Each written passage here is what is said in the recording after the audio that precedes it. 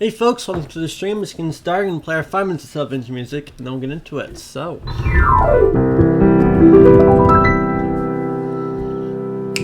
enjoy.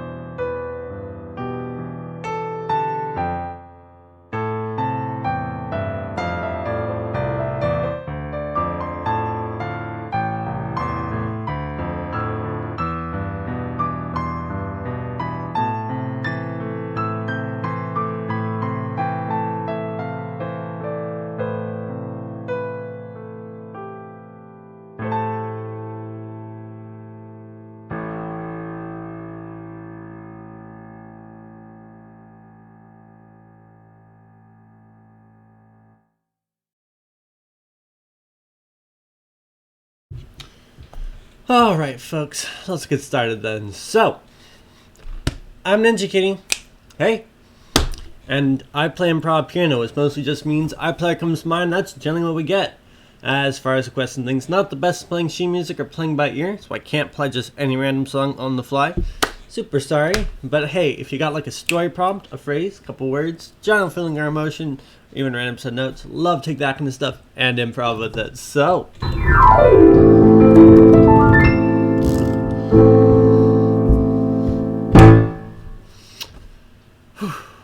happy, what is this, Friday? Friday.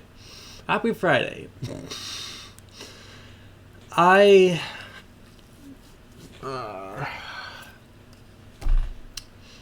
got that song stuck in my head. It's kind of my own fault. For one, for making it, but two, for keep playing it, and then for three, for making it into more of an official song. What that song is, I think I've explained it at least once, is that we take, we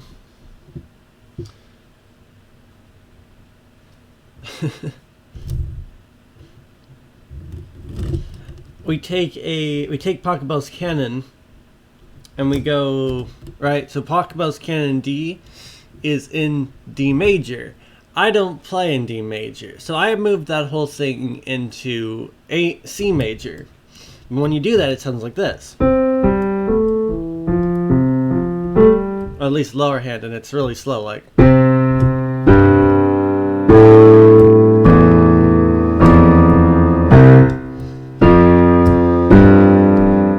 Pretty straightforward.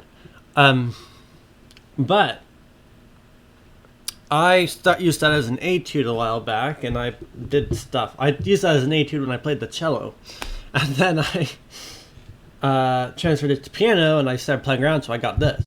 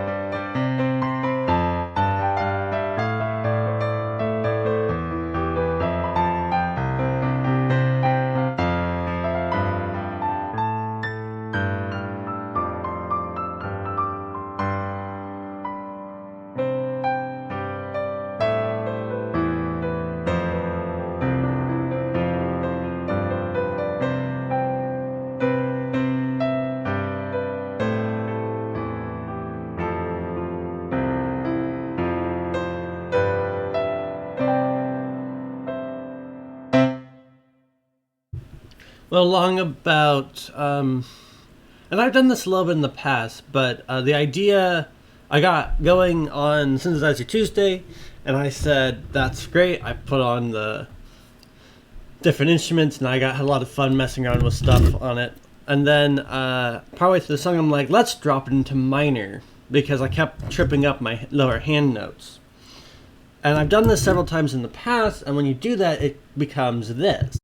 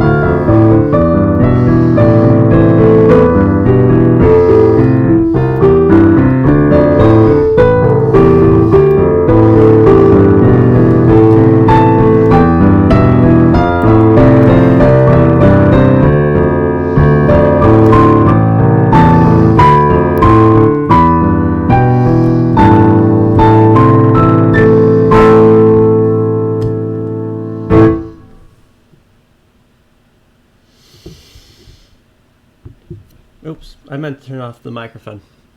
Better sound quality that way. I usually only play for an hour because honestly, the reason why is because two things. One, when I got started, I said, yeah, I bet I could improv for about an hour.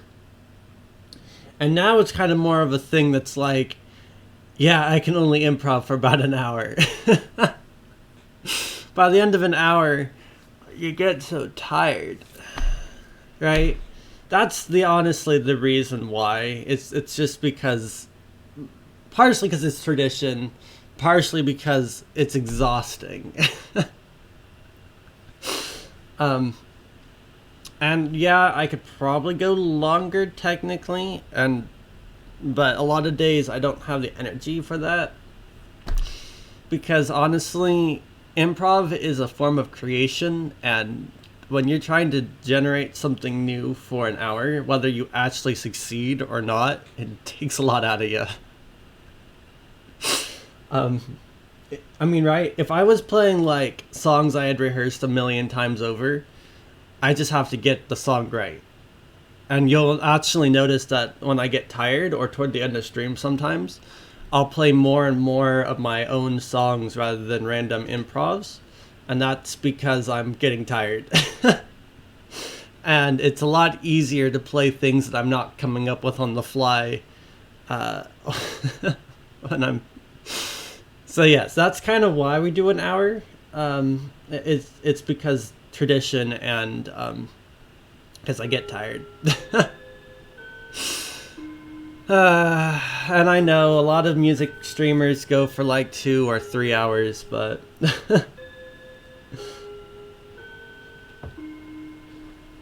yeah. No, it's again like I could see going an hour.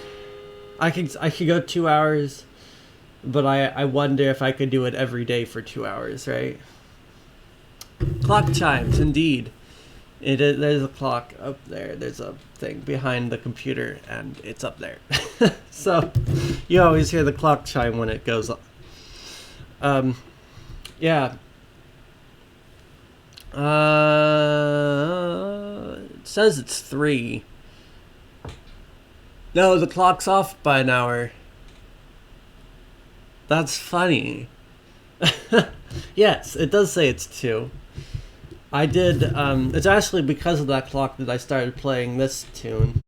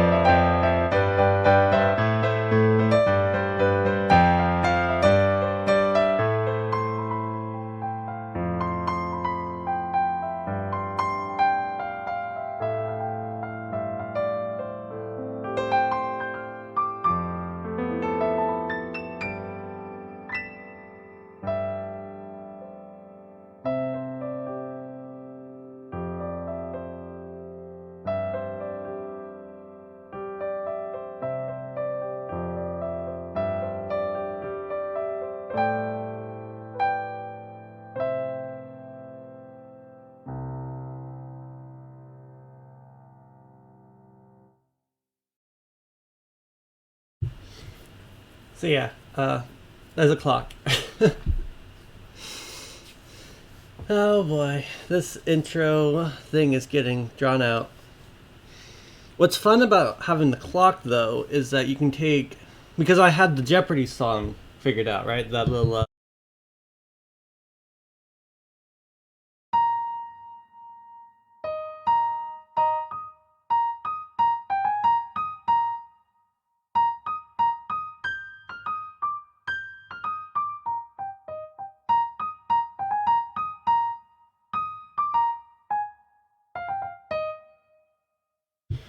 and so and when you pump that one up, right, you get the.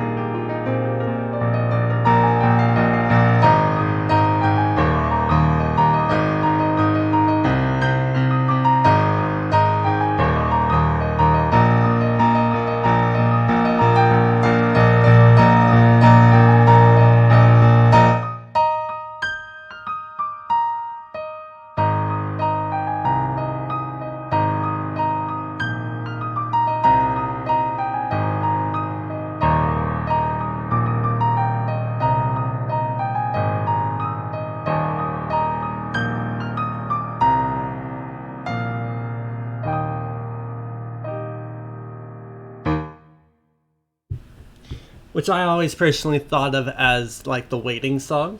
And so I mean, it's just natural combine the clock song and the waiting song, and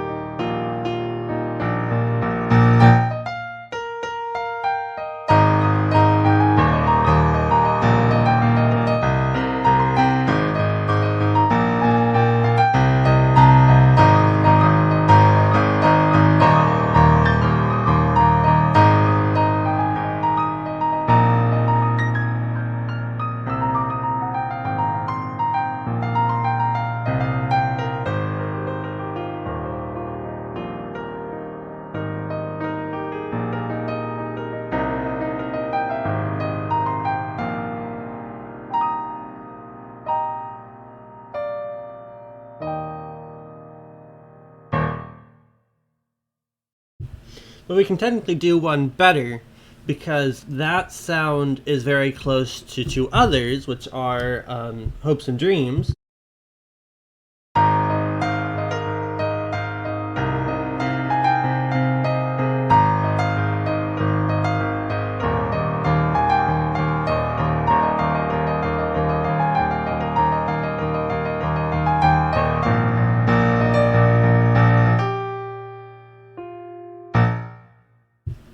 And river flows in you.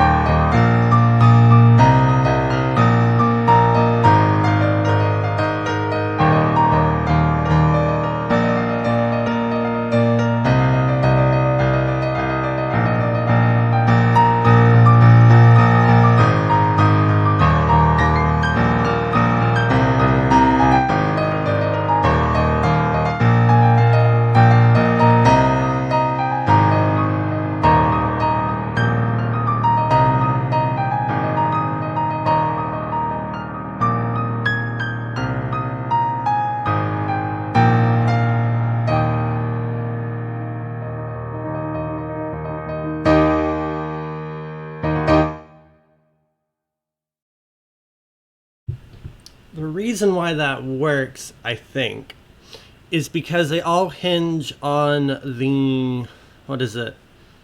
The perfect fifth interval. Right, when you take a major scale and you hit your first note and your fifth note, makes a nice sound. All those songs hinge on that sound. Those first two notes of Hopes and Dreams are, which is that perfect fifth.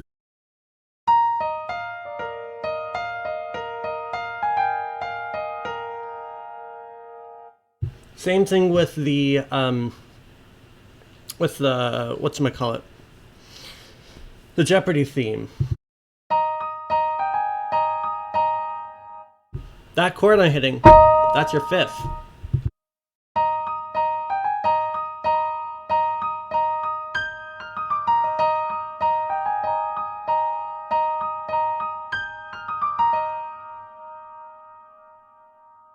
Similarly, the clock song, actually the note you drop down to is that fifth note again.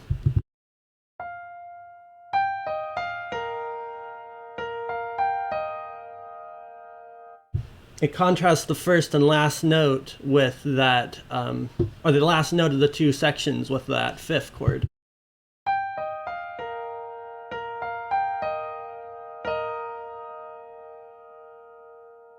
And finally, River Flows New ends on, is centered around the first note and ends on that fifth note.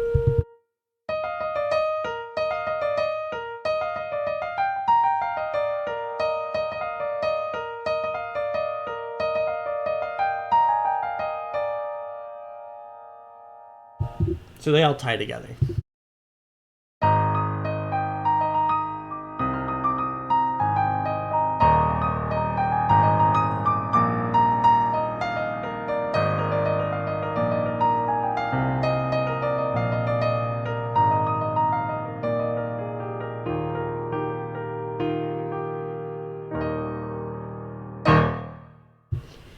One more honorable mention, I suppose, is that I use a lot of this song to glue it all together.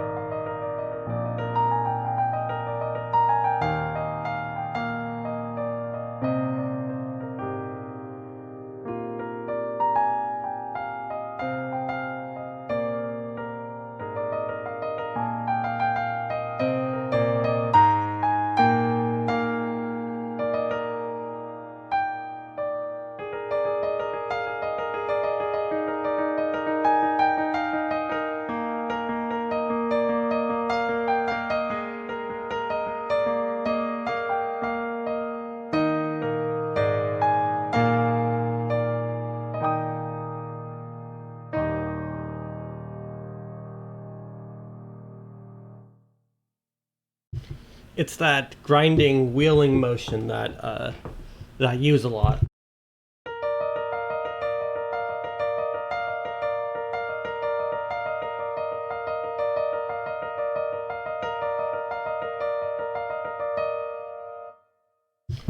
I think it's one of those that doesn't have a full four notes, so its repeat cycle stretches because it has overflow, and it's right. The periodicities have to line up for it to create one set, and so it doesn't sound the same as you play it over and over again. Quite right. Anyways, it's a fun tune. It has origins in a whole nother section of stuff relating to the fact that the first note of your major chord and the one above and below are magic. One of my first examples of that is my mystery riff.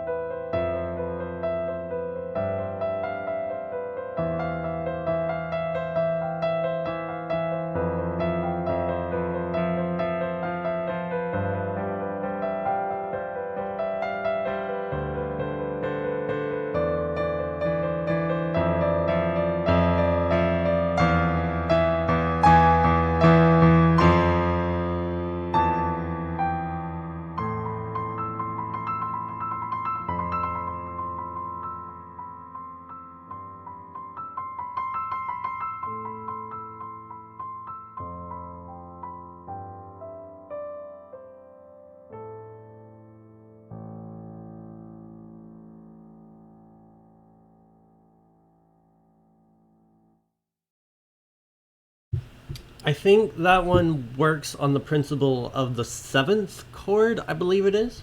Basically, you take every other note starting from your first on your major and go up until you hit the seventh note of the scale.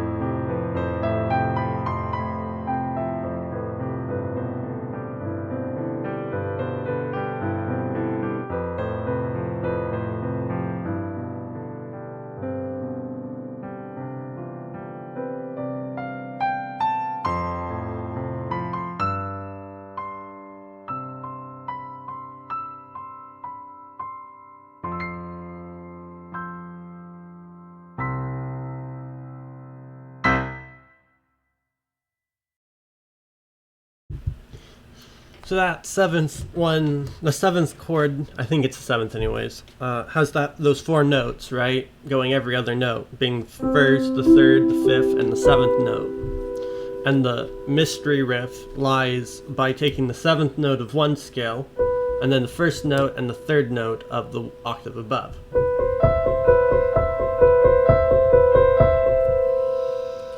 The other note on the other side of the first note of a major scale is also magic. Do I have one that demonstrates that? No, but I've got plenty of demonstrations of the three notes. We'll try a riff though, to give some examples.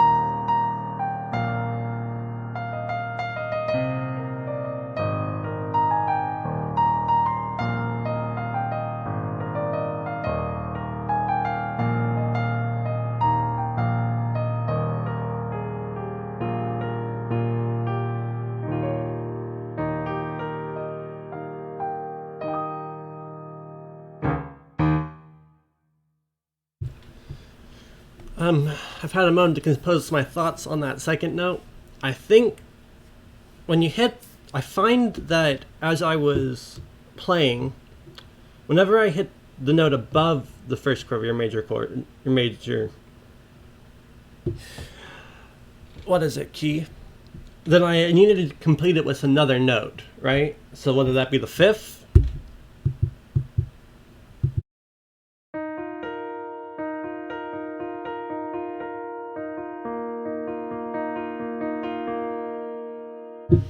or the seventh,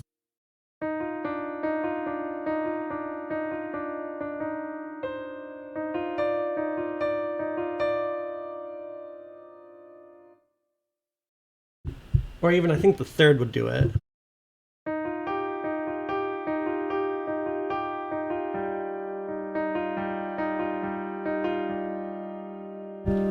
I needed a completion to that set of notes. And yeah.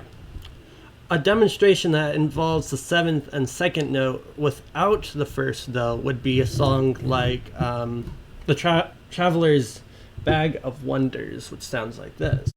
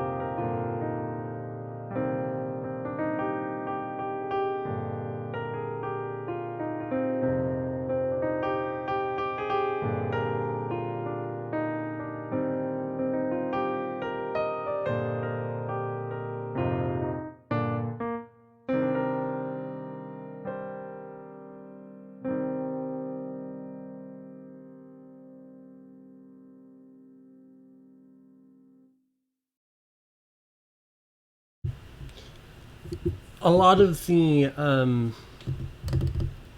seventh second note combo in that song happens in the various chorus parts in between the main tune.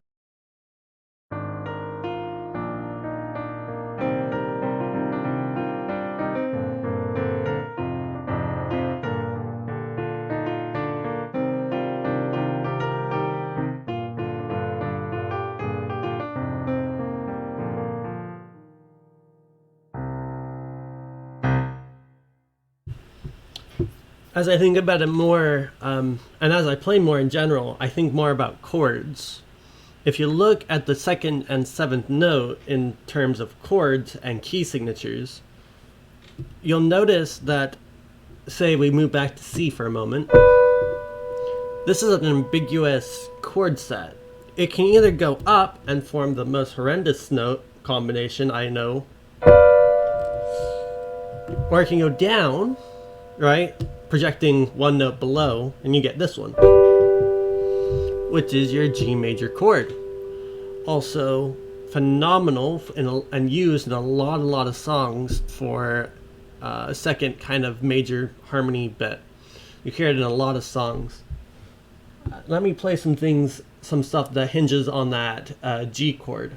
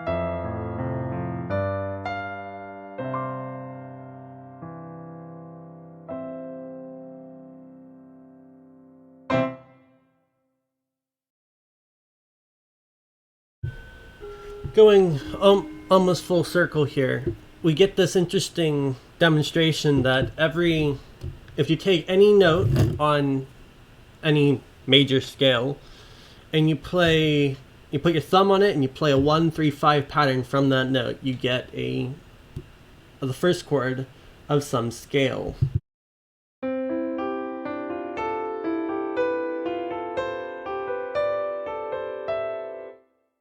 Until you hit 7.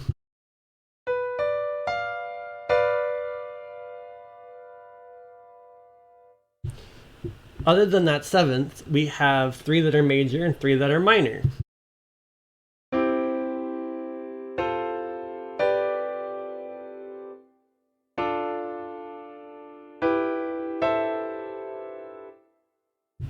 And depending on which ones you hit, the major ones sound bright, the minor ones sound sad.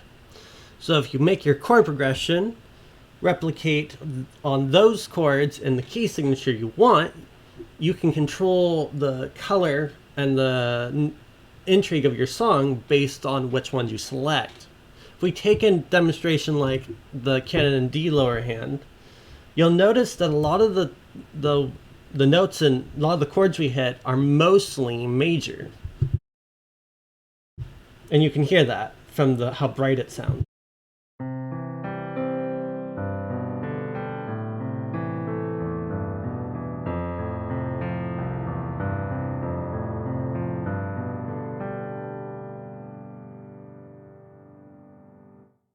We do need at least a minor or 2 in there to give it a little more intrigue, otherwise it sounds bubbly and and you need a little bit of intrigue, right? But if we drop it into minor, we get mostly minor notes.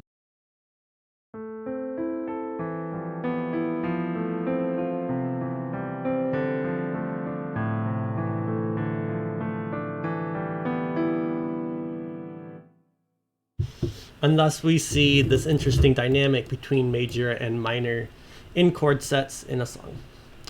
And I am a little bit over, but I want to finish off with that song I started with at the beginning of the stream. And swap between major and minor.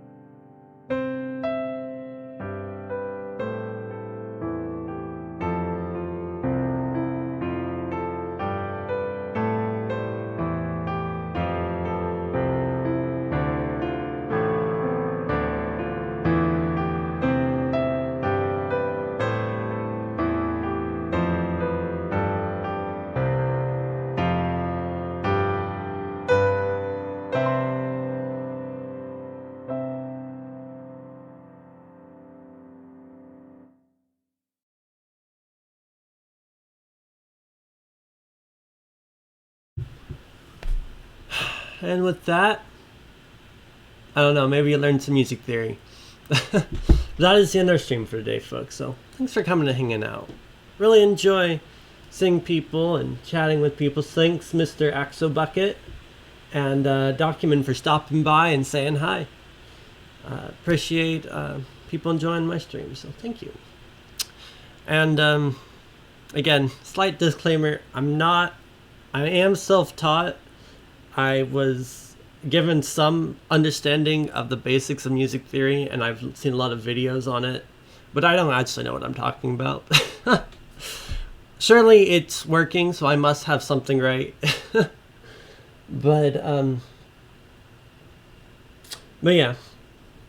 So a lot of what I talked about today was my own discoveries and my own understanding and comprehension of what the different parts that I talked about are doing and why they're doing what they're doing, and trying to demonstrate interactions between notes.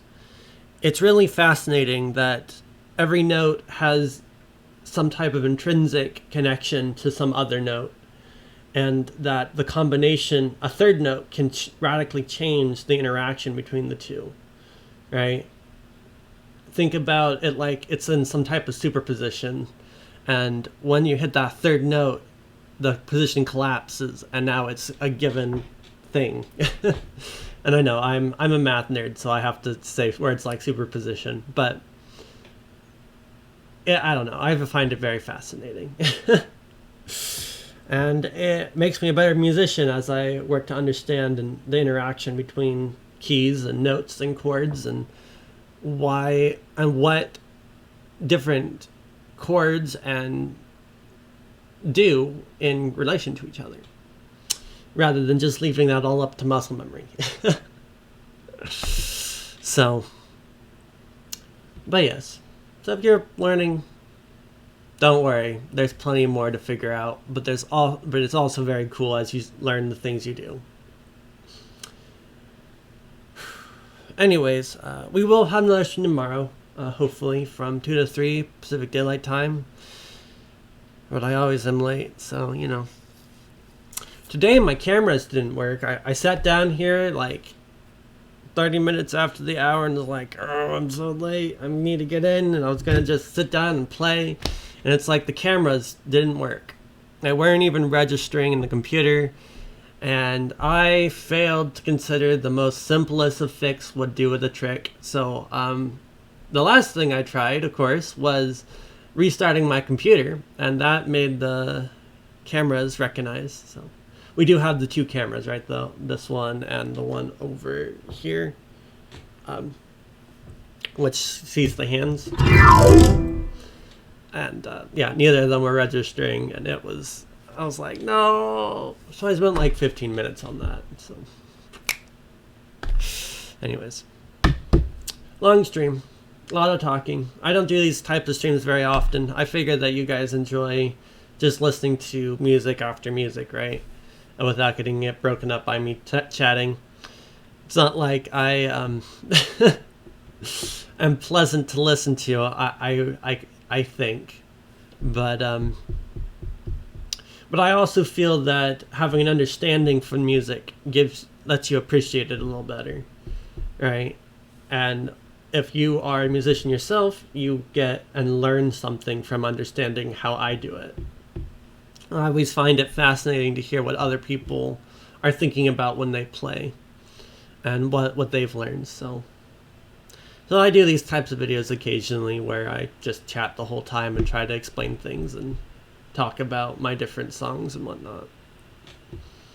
I appreciate those. Anyways, but with that, that's all I got for today. So I'm going to wrap up. Until next time, folks. See ya.